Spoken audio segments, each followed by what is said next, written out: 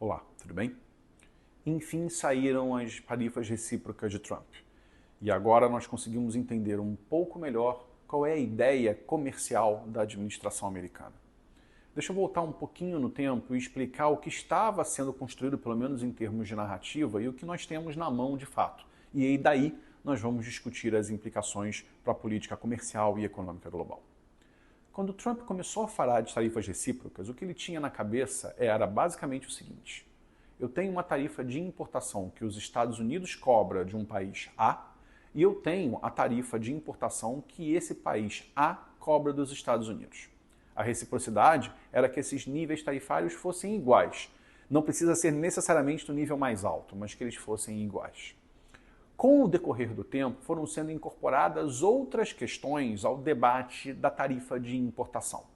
A alegação americana é que estruturas tributárias domésticas, legislação comercial, legislação ambiental e barreiras de comércio não tarifárias deveriam ser embutidas na tarifa, porque afinal elas mudavam as condições de competição relativa entre esse país A e os Estados Unidos.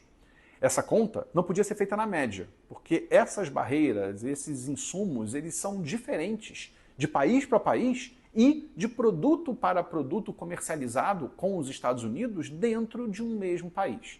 Imagina então o caos que seria discutir isso para todos os países do mundo e todos os países contra os quais os Estados Unidos têm relações comerciais. Evidentemente isso era um problemão e a grande dúvida era como eles iam fazer essa conta. No início de abril, eles divulgam uma metodologia que é muito tacanha, talvez essa seja a forma mais simples de colocar.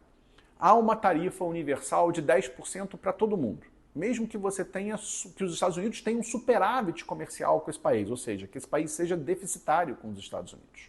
E a partir dali, basicamente, o nível de reciprocidade tarifária, ele é uma função estrita, na prática, da relação entre o resultado comercial e as importações totais que os Estados Unidos têm desse país. Não tem absolutamente nada a ver com questões competitivas, com questões não tarifárias, nem mesmo com o nível de imposto de importação que é praticado. Simplesmente é uma conta que, em termos práticos, relaciona saldo comercial e importações totais americanas de um determinado país. Essa conta ela é produzida de uma maneira que, vamos dizer assim, de fundo, tem o viés, a ideia de que os Estados Unidos não podem e não devem ter saldo comercial negativo com ninguém. Ou seja, ela é desenhada de forma tal a combater déficits comerciais dos Estados Unidos, com uma visão implícita de que déficit comercial é ruim, o que não faz absolutamente nenhum sentido econômico ou técnico. Quando você compra produtos de um determinado país, você está aumentando a sua capacidade de oferta doméstica para além da sua capacidade de produção. Ou seja, a economia doméstica consegue absorver mais bens do que seria capaz de produzir. Isso leva a um aumento de oferta relativa e, portanto, a preços mais baixos. É fato que você pode perder empregos, mas o outro lado da história é que preços são menores. Então tem dois efeitos de bem-estar. Você perde geração de emprego, principalmente emprego industrial, mas você tem níveis médios de preços e inflação, em última instância, mais baixos. Essas duas coisas têm que ser colocadas em balanço. E o que a administração Trump tem feito, claramente, é esquecer o lado dos ganhos de bem-estar derivados dos preços e só olhar para a perda de empregos como algo que deprecia e leva a economia americana a empobrecer no longo prazo. Há excesso de ideologia na conta e ela tem pouco respaldo técnico, econômico e, de maneira geral, ela não faz muito sentido.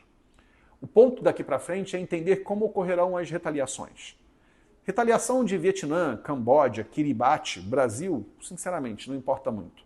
O que importa são os grandes parceiros, os grandes atores globais de produção e comércio, principalmente China e União Europeia. China já admite uma retaliação equivalente de 34%, ou seja, ela foi taxada em 34% e taxará os produtos americanos de volta em 34%. Europa já sobe o tom em determinados segmentos. Então agora, o desenrolar do cenário é que é relevante. como os países vão se coordenar e retaliar os Estados Unidos. E se essa questão toda vai ter uma escalada ou não. Pelo menos no curto prazo, a nossa visão é que a escalada só começou. Se você gostou desse vídeo, por favor, se inscreva no nosso canal e acompanhe os conteúdos que a BRCG disponibiliza nas redes. Muito obrigado e até a próxima.